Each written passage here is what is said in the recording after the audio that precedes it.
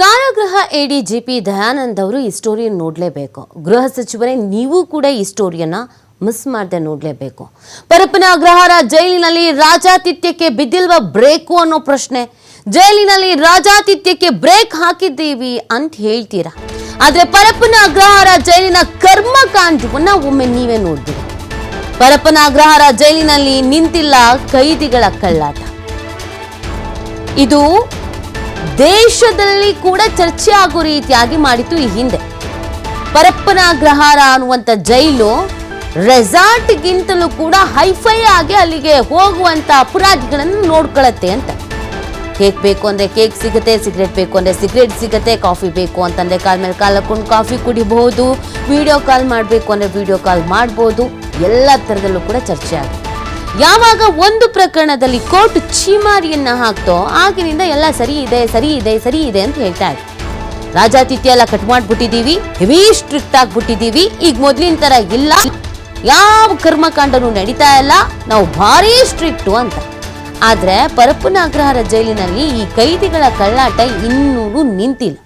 ಕಾರಾಗೃಹ ಎಡಿಜಿಪಿ ದಯಾನಂದ್ ಅವರು ಈ ಸ್ಟೋರಿನ ನೋಡ್ಬೇಕು. ನಿಮಗೆ ಗೊತ್ತಿಲ್ದಿದ್ದಂಗೆ ರಾಜಾತಿಥ್ಯ ಆಗ್ತಾ ಇದೆಯಾ ಅಲ್ಲಿ? ಗೃಹ ಸಚಿವರು ಕೂಡ ಈ ಸ್ಟೋರಿಯನ್ನ ನೋಡ್ಲೇಬೇಕು. ನೀವು ಹೇಳೋ ಮಾತನ್ನ ಸ್ಟ್ರಿಕ್ಟ್ ಆಗಿ ಕೇಳಲ್ವಾ ಅಧಿಕಾರಿಗಳು? ಹಾಗಾದ್ರೆ ಜೈಲಿಗೆ ಅಂತ ಅಪರಾಧಿಗಳನ್ನ ಆರೋಪಿಗಳನ್ನ ಯಾಕೆ ಹಾಕ್ತೀರ? ಅವರ ಕಳ್ಳಾಟ ಅಲ್ಲಿ ಮುಂದುವರಿತಾ ಇದೆ ಅಂತಂದ್ರೆ ನಿಮ್ಮದೇ ಅಧಿಕಾರಿಗಳು ಅಲ್ಲಿ ಸಪೋರ್ಟ್ ಮಾಡಿದ್ದಾರೆ ಅಂತ ಅರ್ಥ ತಾನೆ. ನೋಡಿ, ನೀವು ದೃಶ್ಯದಲ್ಲಿ ಗಮನಿಸ್ತಾ ಇದ್ದೀರಾ, ಹೂವಿನ ಹಾರ ಸಿಕ್ತು, ಕೇಕ್ ಸಿಕ್ತು, ಸೆಲೆಬ್ರೇಷನ್ ಟೈಮ್ನಲ್ಲಿ ಇದ್ದಾರೆ. ಹೊರಗಡೆ ಇರೋರು ಈ ರೇಂಜ್ನಲ್ಲಿ ಬರ್ತಡೇ ಸೆಲೆಬ್ರೇಟ್ ಮಾಡ್ಕೊಳ್ತಾರೋ ಎಲ್ಲೋ ಗೊತ್ತಿಲ್ಲ. ಒಳಗಡೆ ಇರೋರು ಮಾತ್ರ ಆರಾಮ್ಸಾಗಿ ಎಷ್ಟು ಕೆಜಿ ಕೇಕ್ ಬೇಕು, ಯಾವ ಶೇಪ್ನಲ್ಲಿ ಬೇಕು ಎಲ್ಲವನ್ನ ತರಿಸ್ಕೊಂಡು ಎಂಜಾಯ್ ಮಾಡ್ತಾ ಇದ್ದಾರೆ. ಎಲ್ಲಿ ಹೋಗಿದ್ರು ನಿಮ್ಮ ಅಧಿಕಾರಿಗಳು? ಪರಪ್ಪನ ಅಗ್ರಹಾರ ಜೈಲಿನಲ್ಲೇ ಇದ್ದಾರಾ ಅಥವಾ ನಿದ್ದೆಗಿದ್ದೆ ಮಾಡಿದಾರಾ ಅಥವಾ ಆ ಜೈಲಲ್ಲಿ ನೋಡ್ಕೊಳ್ಳೋದಕ್ಕೆ ಯಾರು ಅಧಿಕಾರಿಗಳೇ ಇಲ್ವಾ? ಹಾಗಿದ್ರೆ ಅಲ್ಲಿನ ಅಧಿಕಾರಿಗಳನ್ನ ಯಾಕೆ ನಿಯೋಜನೆ ಮಾಡ್ಕೊಂಡಿದ್ದೀರಾ? ಇವ್ರಿಗೆ ಯಾರಿಗೆ ಬೇಕೋ ಅವ್ರಿಗೆ ಕಾಲ್ ಮಾಡಿ ಮಾತಾಡ್ಕೊಳ್ತಾರೆ. ಯಾರು ಬರ್ತ್ಡೇ, ಯಾರು ಆ್ಯನಿವರ್ಸರಿ, ಏನೇ ಆದರೂ ಸೆಲೆಬ್ರೇಷನ್ ಮಾಡ್ಕೊಳ್ತಾರೆ. ನೋಡಿ, ನೀವು ಇದನ್ನು ಯಾರಾದರೂ ಜೈಲು ಅಂತ ಹೇಳ್ತಾರ? ಹೊರಗಡೆ ಯಾವುದೋ ಹಾಸ್ಟೆಲಲ್ಲೋ, ಯಾವುದೋ ಗೋಡನ್ನಲ್ಲೋ, ಯಾವುದೋ ಶೆಡ್ಡಲ್ಲೋ ಬರ್ತ್ಡೇ ಸೆಲೆಬ್ರೇಷನ್ ಮಾಡ್ಕೊಳ್ಳೋ ರೀತಿಯಲ್ಲಿ ಇದೆ. ಆದರೆ ಲೊಕೇಶನ್ ಪರಪ್ಪನ ಅಗ್ರಹಾರ ಜೈಲು. ಜೈಲಿನಲ್ಲಿ ರಾಜಾತಿಥ್ಯ ಕೊಡಬೇಡಿ, ಇದು ದೇಶವ್ಯಾಪಿ ಇರುವ ಎಲ್ಲ ಕೋರ್ಟ್ಗಳಿಗೂ ಗೊತ್ತಾಗ್ಲಿ. ಯಾರೇ ಅಧಿಕಾರಿಗಳು ಈ ಥರ ಮಾಡಿದ್ರು ಅವ್ರ ವಿರುದ್ಧ ಸ್ಟ್ರಿಕ್ಟ್ ಆಗಿ ಆ್ಯಕ್ಷನ್ ಆಗಲಿ ಅಂತ ಕೋರ್ಟೇ ಖುದ್ದಾಗಿ ಹೇಳಿದ್ರು ಕೂಡ ಸ್ಟೆಪ್ ಬೈ ಸ್ಟೆಪ್ ಕೇಕ್ ಇಟ್ಕೊಂಡು ಕಟ್ ಮಾಡ್ತಾರೆ ಅಂತಂದರೆ ಯೋಚನೆ ಮಾಡಿ. ಅದರಲ್ಲೂ ಅವರವ್ರ ಮುಖದಲ್ಲಿ ಹರ್ಷೋದ್ಗಾರ ನೋಡಿ, ಏನೆಲ್ಲ ರೆಸಾರ್ಟಲ್ಲಿ ಸೇರ್ಕೊಂಡಿದ್ದಾರೆ ಬರ್ತ್ಡೇ ಪಾರ್ಟಿಗೆ ಅನ್ನೋ ಥರ ಇದೆ. ಈ ಸಂಪತ್ತಿಗಿರನ್ನ ಯಾಕೆ ಒಳಗೆ ಕಳಿಸ್ಬೇಕು? ಹೊರಗೆ ಬಿಡಿ, ಯಾವ್ದಾದ್ರು ಹೋಮ್ ಸ್ಟೇನ ಕೇಳ್ಕೊಳ್ಳಿ, ಯಾವ್ದಾದ್ರು ರೆಸಾರ್ಟ್ ಮಾಲೀಕರ ಜೊತೆ ಟೈಅಪ್ ಆಗಿ ಸರ್ಕಾರದವರು ಅದೇ ರೆಸಾರ್ಟಿಗೆ ಕಳಿಸಿ, ಅವ್ರಿಗೂ ಖುಷಿ, ನಿಮಗೂ ಖುಷಿ. ಈ ಸಂಪತ್ತಿಗೆ ಇದಕ್ಕೊಂದು ಜೈಲು, ಅದಕ್ಕೊಂದಷ್ಟು ಅಧಿಕಾರಿಗಳು, ಅವರಿಗೊಂದಷ್ಟು ವೇತನ, ಅದನ್ನ ನೋಡ್ಕೊಳ್ಳೋಕ್ಕೊಬ್ಬ ಮೇಲ ಅಧಿಕಾರಿ, ಅದನ್ನೆಲ್ಲ ನೋಡ್ಕೊಳ್ಳೋಕ್ಕೊಬ್ಬ ಗೃಹ ಮಂತ್ರಿ ಯಾಕೆ ಬೇಕು? ಬೇಡ, ಯಾರ ಅವಶ್ಯಕತೆಯೂ ಇಲ್ಲ.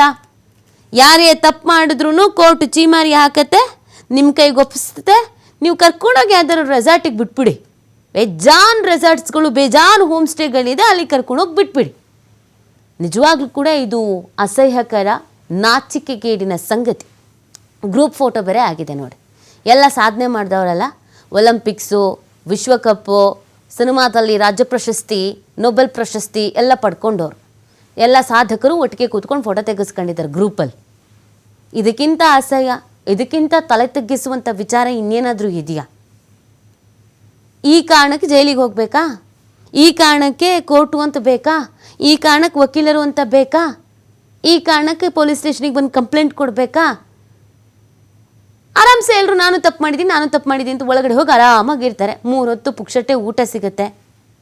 ಸೆಲೆಬ್ರೇಷನ್ ಟೈಮ್ನಲ್ಲಿ ಸೆಲೆಬ್ರೇಷನ್ ಮಾಡೋದಕ್ಕೆ ನೀವು ಹೆಂಗೋ ಅವಕಾಶ ಕೊಡ್ತೀರಾ?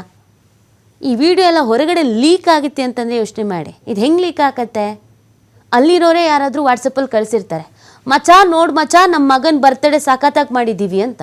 ಅವ್ನು ಯಾರೋ ಇನ್ನೊಬ್ಬ ಇಲ್ಲಿ ಹೊರಗಡೆ ಇರೋನು ಸ್ಟೇಟಸ್ ಹಾಕೊಂಡು ಕೂತಿರ್ತಾನೆ, ಇಲ್ಲ ಅಲ್ಲಿ ಜೈಲಲ್ಲಿ ಇರೋದೇ ಯಾರಾದರೂ ಸ್ಟೇಟಸ್ ಹಾಕೊಂಡು ಕೂತಿರ್ತಾರೆ, ಫೇಸ್ಬುಕ್ಕು, ಇನ್ಸ್ಟಾಗ್ರಾಮ್ ಎಲ್ಲ ಅಪ್ಲೋಡ್ ಮಾಡ್ತಾ ಇರ್ತಾರೆ. ಇನ್ನು ಹೆಂಗೆ ಸಿಗುತ್ತೆ ಈ ವಿಡಿಯೋಸ್ಗಳು?